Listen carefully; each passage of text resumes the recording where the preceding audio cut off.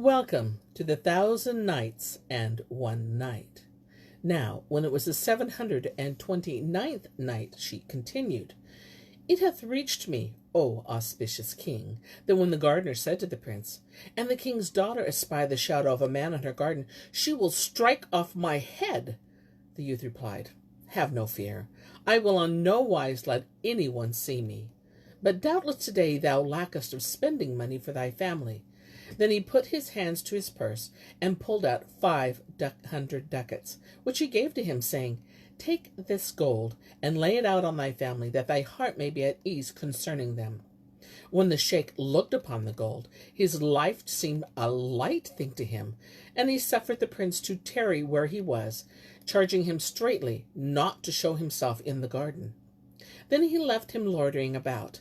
Meanwhile, when the eunuchs went in to the princess at break of day, she bade them open the private wicket leading from the palace to the parterres, and donned a royal robe, embroidered with pearls and jewels and gems, over a shift of fine silk, purfled with rubies.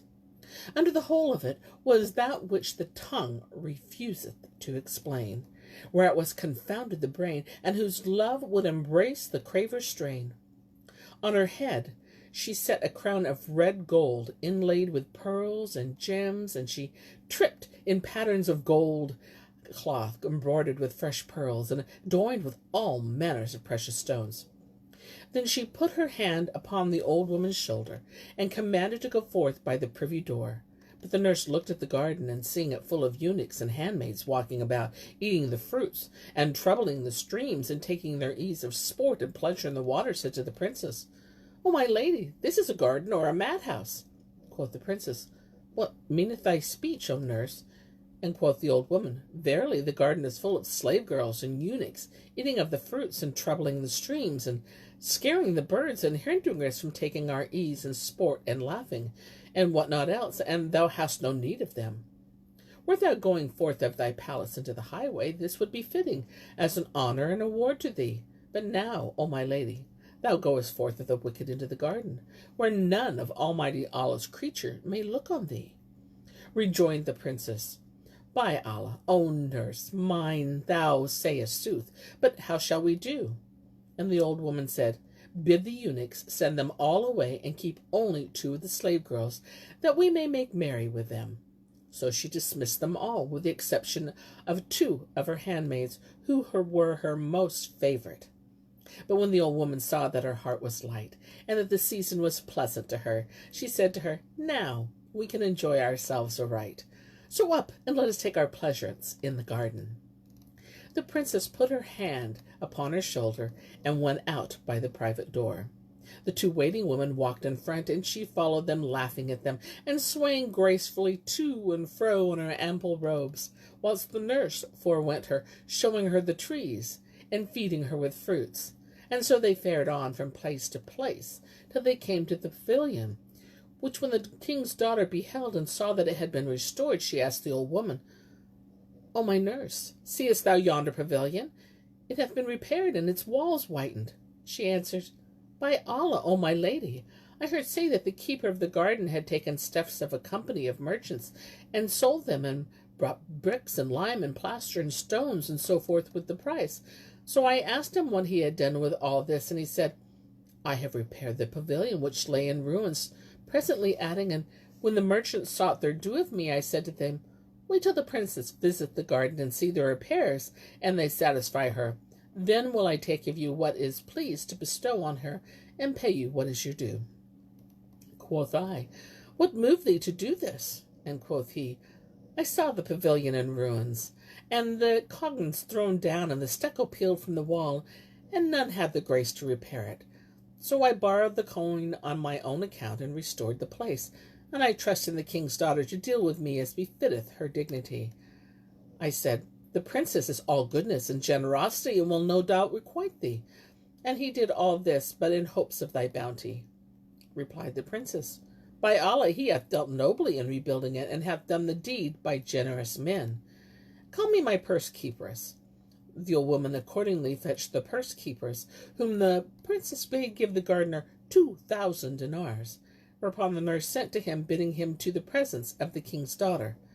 But when the messenger said to him, "Obey the queen's order," the gardener felt feeble and trembling in every joint, and said to himself, "Doubtless the princess hath seen the young man, and this day will be the most unlucky of days for me."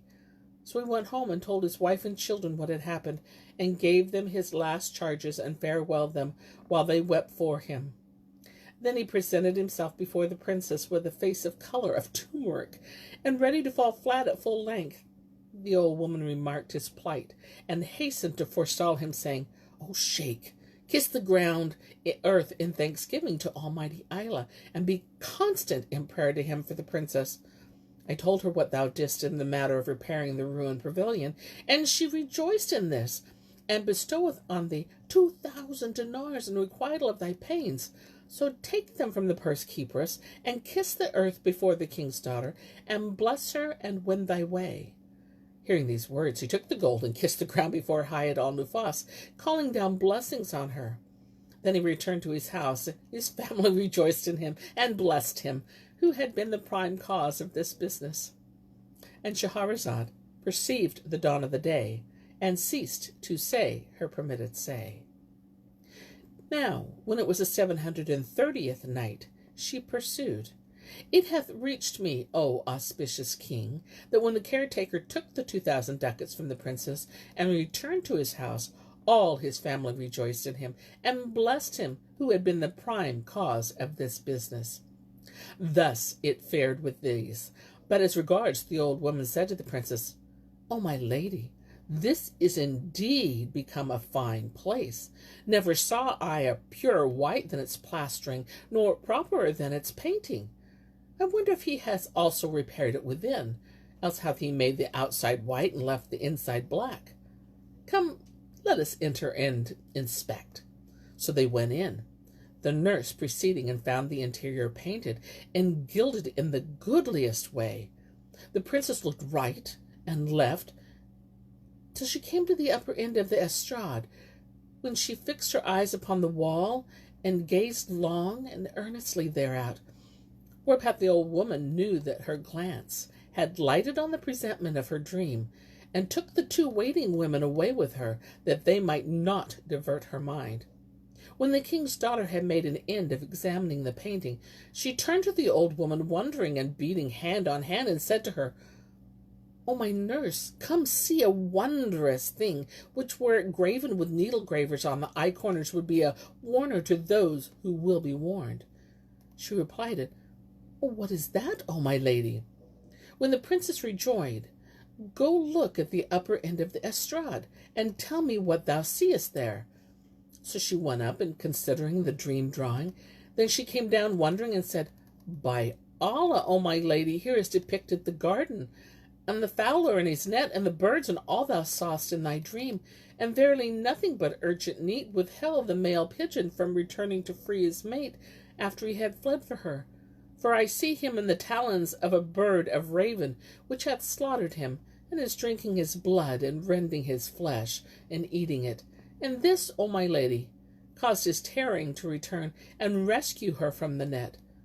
But, O my mistress, the wonder is, how thy dream came to be thus depicted, for wert thou minded to set it forth in painture, thou hast not availed to portray it. By Allah, this is a marvel which should be recorded in histories. Surely, O my lady, the angels appointed to attend upon the sons of Adam knew that the cock pigeon was wronged of us, because we blamed him for deserting his mate. So they embraced his cause, and made manifest his excuse.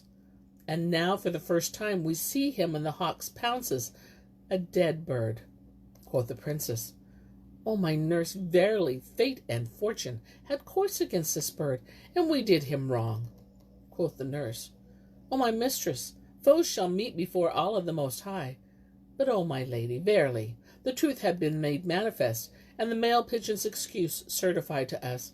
For had not the hawk seized him, and drunk his blood, and rent his flesh, he had held aloof from his mate, but had returned to her, and set her free from the net. But against death there is no recourse. Nor, O my lady, is there aught in the world more tenderly solicitous than the male for the female among all creatures which Almighty Allah hath created. And especially 'tis thus with man, for he starveth himself to feed his wife, strippeth himself to clothe her, angered his family to please her, and disobeyeth and denieth his parents to endow her. She knoweth his secrets, and concealeth them, and she cannot endure from him a single hour. And he be absent from her one night, her eyes sleep not, nor is there a dearer one to her than he. She loveth him more than her parents, and they lie down to sleep in each other's arms, with his hand under her neck, and her hand under his neck, even as saith the poet. I made my rest her pillow, and I lay with her in litter, and I said to night, be long, while the full moon showeth glitter. Ah, me it was a night Allah never made its like, whose first was sweetest sweet, and whose last was bitterest bitter. Then he kisseth her, and she kisseth him. And I had heard of a certain king that when his wife fell sick and died, he buried himself alive with her, submitting himself to death for the love of her, and the strait companionship was between them.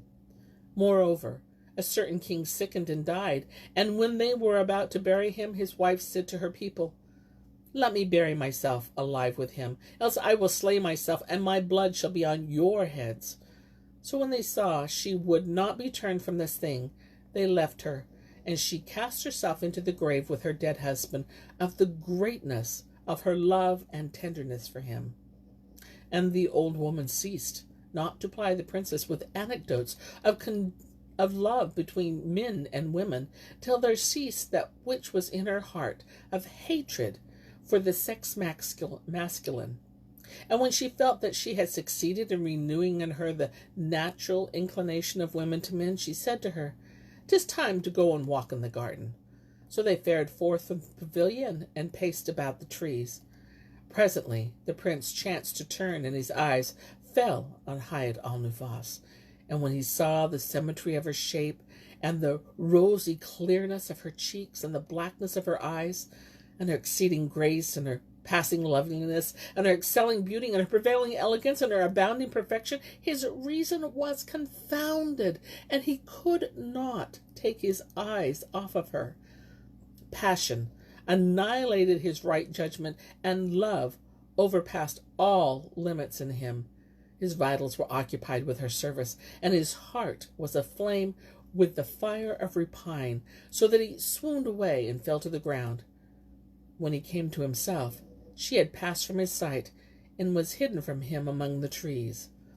And Shahrazad perceived the dawn of the day, and ceased saying her permitted say.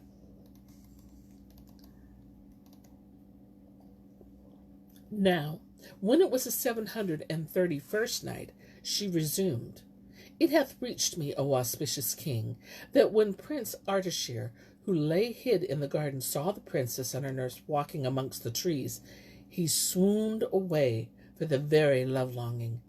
When he came to himself, Hayat Al-Nufus had passed from his sight, and was hidden from him among the trees.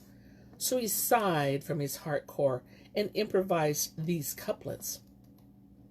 Whenas mine eyes behold her loveliness, my heart is torn with love's own ecstasy. I wake, overthrown, cast down on face of earth, nor can the princess my sore torment see. She turned and ravished the sad love-thralled sprite. Mercy, by Allah, ruth, nay, sympathy. O Lord, afford my union dying, thou sooth my soul ever grave niche house, this course of me. I'll kiss her 10 times, 10 times, and 10 times, for lovers' wasted cheek the kisses be. The old woman ceased not to lead the princess a-pleasuring about the garden, till they reached the place where the prince lay ambushed, when behold, she said, O thou whose bounties are hidden, vouchsafe us assurance from that we fear. The king's son, hearing the signal, left his lurking place, and surprised by the summons, walked among the trees, swaying to and fro with a proud and graceful gait and shape that shamed the branches. His brow was crowned with pearly drops, and his cheeks red as the afterglow. Extolled be Allah the Almighty, in that he hath created.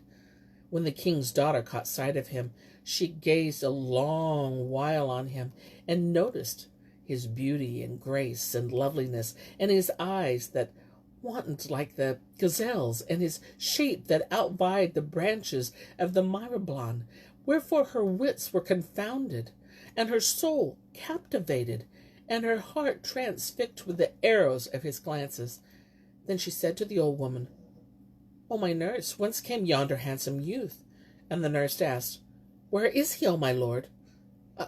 "There he is," answered Hayat Al-Nufus, "near hand, among the trees."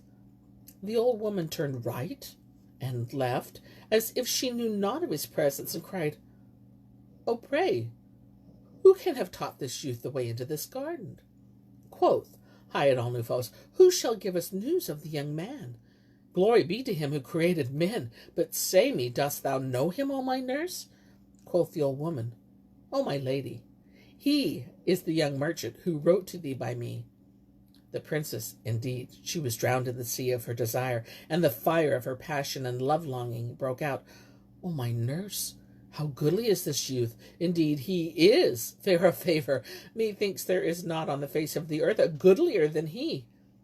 Now, when the old woman was assured that the love of him had gotten possession of the princess, she said to her, "Did I not tell thee, O my lordie, that he was a comely youth with a beaming favour?"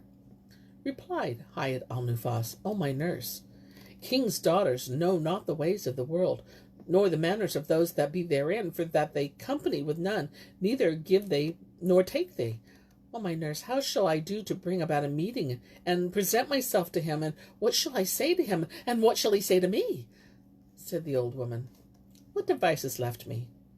Indeed, we were confounded in this matter by thy behaviour."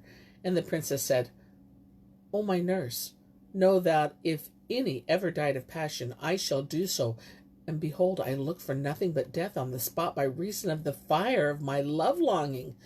When the old woman heard her words and saw the transport of her desire for him, she answered, "O my lady, now as for this his coming to thee, there is no way thereto, and indeed thou art excused from going to him because of thy tender age. But rise with me and follow me. I will accost him, so shalt thou not be put to shame, and in the twinkling of an eye affection shall ensue between you." The king's daughter cried, "Go thou before me, for the decree of Allah may not be rejected." Accordingly, they went up to the place where Ardashir sat, as he with a full moon at its fullest, and the old woman said to him, "See, O youth, who is present before thee. 'Tis the daughter of the king of the age, Hayat Al-Nufus. Bethink thee of her rank, and appreciate the honour she doth thee in coming to thee, and rise out of respect for her, and stand before her." The prince sprang to his feet in an instant, and his eyes met her eyes, whereupon they became as they were drunken with that wine. Then the love of him and the desire redoubled upon the princess, and she opened her arms, and he his, and they embraced. But love-longing and passion overcame them, and they swooned away, and fell to the ground, and lay a long while without sense. The old woman, fearing scandalous exposure, carried them both into the pavilion, and sitting down at the door, said to the two waiting women, "Seize the occasion to take your pleasure in the garden, for the princess sleepeth." So they returned to their diversion. Presently the lovers revived from their swoon, and found themselves in the pavilion. Whereat quoth the prince, "Allah upon thee, O princess of fair ones, is this vision or sleep illusion?" Then the twain embraced, and intoxicated themselves without wine, complaining each to the other of the anguish of passion, and the prince improvised these couplets. Sun riseth sheen from her brilliant brow, and her cheek shows the rosiest afterglow. And when both appeared to the looker on, the skyline star ne'er for shame will show. And the levin flash from those smiling lips, morn breaks, and the rays dusk and the gloom overthrow. And when with her graceful shape she sways, droops leafiest ban-tree for envy low. Me, her sight suffices, naught crave I more, Lord of men and morn be her guard from foe. The full moon borrows a part of her charms. The sun would rival, but fails his low. Whence could Spire aspire to that bending grace? Whence should Luna see such wit and such mind gifts known? Who shall blame me for being all love to her? Twixt accord and discord, I doomed to woe. To she won my heart with those forms that bend. What shall lover's heart from such charms defend? And Shahrazad perceived the dawn of the day, and ceased to say her permitted say. Now, when it was the 732nd night, she said, It hath reached me, O auspicious king, that when the prince had made an end of his verses, the princess strained him to her bosom, and kissed him on the mouth and between the eyes, whereupon his soul returned to him, and he fell to complaining of her, of that he had endured the stress of love and the tyranny of longing, and excess of transport and distraction, and all that he had suffered for the hardness of her heart. Hearing those words, she kissed his hands and feet, and bared her head, whereupon the gloom gathered, and the full moons dawned therein. Then said she to him, O my beloved, and term of all wishes, would the day of estrangement had never been, and Allah grant it may never return again between us. And they embraced and wept together, whilst she recited these couplets. O who shamest the moon in the sunny glow, thou whose slaughter tyranny lays me low, when the sword of look thou hast shorn my heart, how escaped thy sword glance fatal of blow? Thus eke are thine eyebrows a bow that shot my bosom with shafts of fire as low. From thy cheeks rich crop cometh paradise. How then shall my heart the rich crop foregrow? The graceful shape is a blooming branch, and shall pluck the fruits who shall bear that bough. Perforce thou drawest me, robb'st my sleep. In thy love I strip me and shameless show. Allah lend thee the rays of most righteous light. Draw the farthest near, and a trice bestow. Then have ruth on the vitals thy love hath seared, and the heart that flies to thy side the moe. And when she ended her recitation, passion overcame her, and she was distraught for love, and wept copious tears, rain like streaming down. This burnt the prince's heart, and he in turn became troubled and distracted for love of her. So he drew nearer to her, and kissed her hands, and wept with sore weeping, and they ceased not from lover reproaches, and converse and versifying, until the call to mid-afternoon prayer. Nor was there aught between them other than this. And when they bethought them of parting, she said to him, O light of mine eyes, and core of my heart, the time of severance has come between us twain. When shall we meet again? By Allah, replied he, indeed, her words shot him as with shafts. To mention of parting I am never fain. Then she went forth to the pavilion, and he turned and saw her sighing sighs that would melt the rock, and weeping shower-like tears, whereupon he for love was sunken in the sea of desolation, and improvised these couplets. O my heart's desire, grows my misery from the stress of love, and what cure for me? By thy face, like dawn when it lights the dark, and thy hair, whose hue beareth night tide's blee, and thy form, like the branch which in grace inclines to Zephyr's breath, blowing fain and free. By the glance of thine eyes, with the fawn's soft gaze, when she views pursuer of high degree, and thy waist, downborne by the weight of hips, these so heavy, and that lacking gravity, by the wine of thy lip dew, the sweetest of drink, fresh water and musk in its purity. O gazelle of the tribe, ease my soul of grief, and grant me thy phantom in sleep to see. Now when she heard these verses in praise of her, she turned back to him, and embracing him with a heart of fire for the anguish of severance, fire which naught save kisses and embraces might quench, cried, Sooth the byword saith patience is for a lover, and not the lack thereof. There is no help for it, but I contrive a means for our reunion." Then she farewelled him and fared forth, knowing not where she set her feet for stress of her love. Nor did she stay her steps till she found herself in her own chamber. When she was gone, passion and love-longing redoubled upon the young prince, and the delight of sleep was forbidden him. And the princess in turn tasted not food, and her patience failed, and she sickened for desire. As soon as dawned the day, she sent for the nurse, who came in and found her condition changed, and she cried, "Question me not of my case, for all I suffer is due to thy handiwork. Where's the beloved of my heart? O my lady, when did he leave thee? Hath he been absent from thee more than this night?